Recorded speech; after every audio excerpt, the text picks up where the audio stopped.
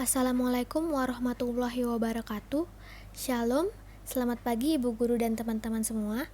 Kami dari kelompok 6 yang beranggotakan saya, Zabrina Nidiasdian, beserta teman-teman saya, Priscilia Wijayanti Manan, Rois Maulana, Rifki Satya Pramana, Christine Mayristika Kurni, dan Claudia Wamafma akan mempresentasikan hasil diskusi dan kerja kelompok kami.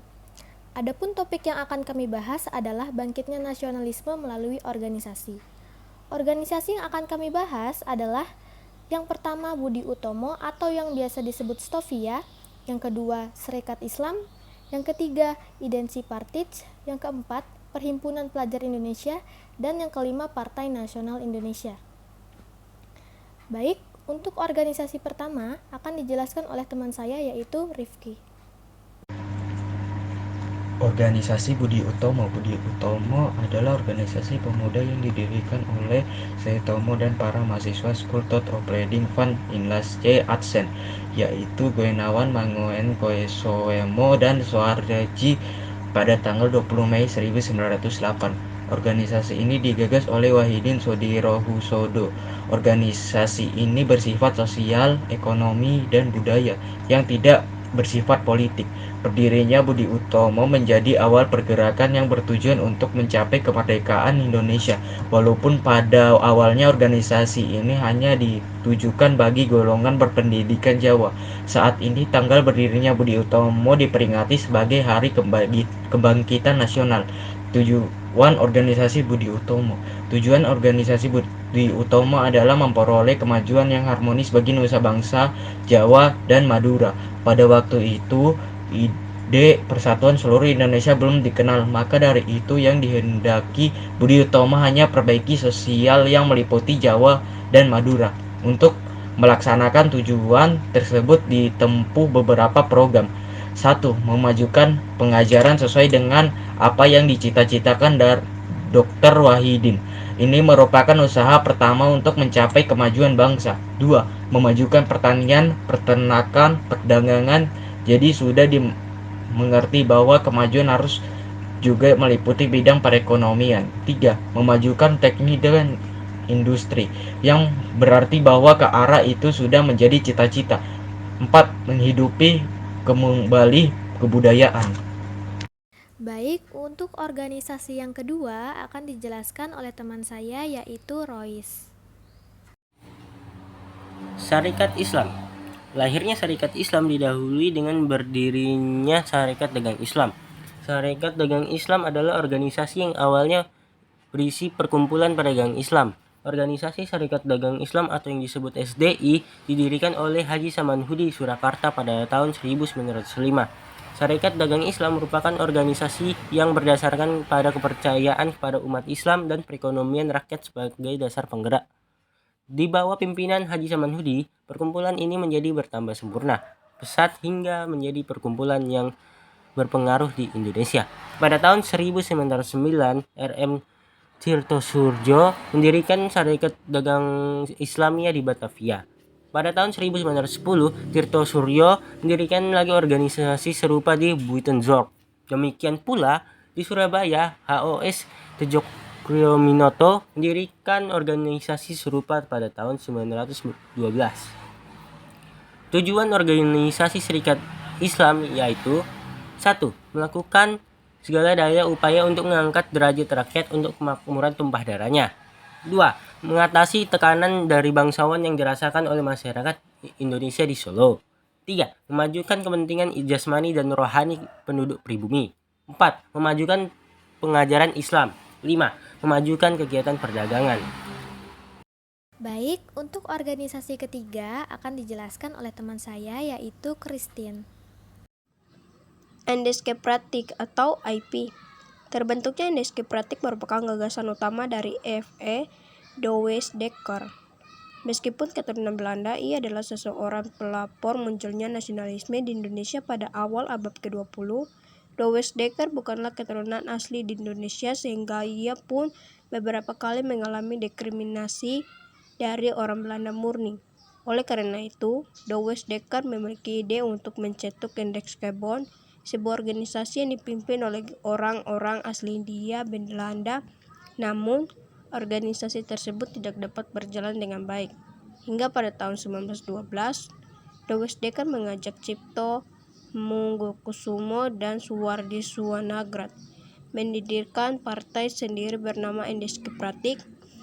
Cipto dan Suwardi sendiri merupakan dua tokoh yang berasal dari asli Indonesia atau pribumi. Tujuan dari didirikan Indische Pratik sendiri adalah agar terciptanya kerjasama antara orang Indo dengan Bumi Putra. Program-program Indische Pratik: 1. Menyerap cita-cita nasional Indonesia. 2. Memberantas kesombongan sosial dalam pergaulan, baik dalam bidang pemerintah maupun kemasyarakatan. 3. Memberantas berbagai usaha yang mengakibatkan kebencian antaragama. 4. Memperbesar pengaruh pro-India di pemerintah. 5. Berusaha mendapatkan. Baik, untuk organisasi keempat akan dijelaskan oleh teman saya yaitu Priscilia. Organisasi Perhimpunan Pelajar Indonesia. Organisasi Perhimpunan Pelajar Indonesia ini dibentuk pada tahun 1908 dengan nama awal Indische Vereniging yang kemudian berubah menjadi Perhimpunan Indonesia. Organisasi ini didirikan oleh para mahasiswa Indonesia yang belajar di negeri Belanda. Indische Vereniging didirikan oleh Sultan Kasangan, Raden Mas Noto Sutoro, Raden Ngabei Sosrokusumo, Husein Djajadiningrat, dan Noto Diningrat. Namun, setelah kedatangan pemimpin Indische Pratik di Belanda, perkembangan pesat dan memusat kegiatannya pada bidang politik. Program ini juga bertujuan antara lain bekerja di Indonesia dan membentuk Indonesische Verbond van Studideren, Persatuan Mahasiswa Indonesia.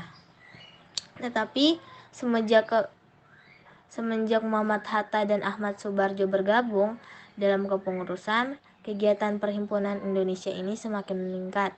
Mereka menegaskan bahwa tujuan Perhimpunan Indonesia ialah Indonesia merdeka yang akan diraih melalui aksi bersama. Organisasi terakhir adalah Partai Nasional Indonesia. Pembentukan Partai Nasional Indonesia terinspirasi oleh organisasi Perhimpunan Indonesia. Pada tahun 1925, kaum intelektual muda Indonesia membentuk sebuah organisasi bernama Algamene Studio Club Bandung. Organisasi ini didirikan oleh Soekarno, Sunarjo, Ali Sastromijojo, dan Sartono. Sebagian besar anggota Algamene Studio Club merupakan mantan anggota Perhimpunan Indonesia yang telah menyelesaikan pendidikannya di Belanda. Pada 4 Juli 1927, ASC mengadakan rapat di Bandung. Hasil rapat tersebut menyetujui pembentukan Perserikatan Nasional Indonesia.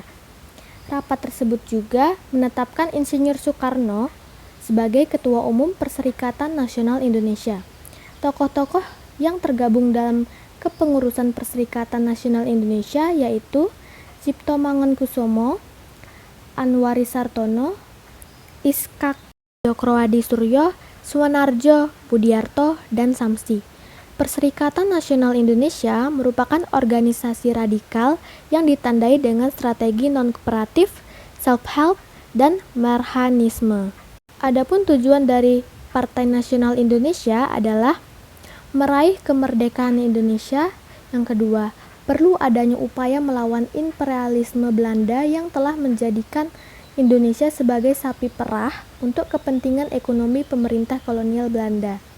Yang ketiga, membentuk wadah perjuangan yang bernama Permufakatan Perhimpunan Politik Kebangsaan Indonesia atau yang biasa disebut PPPKI.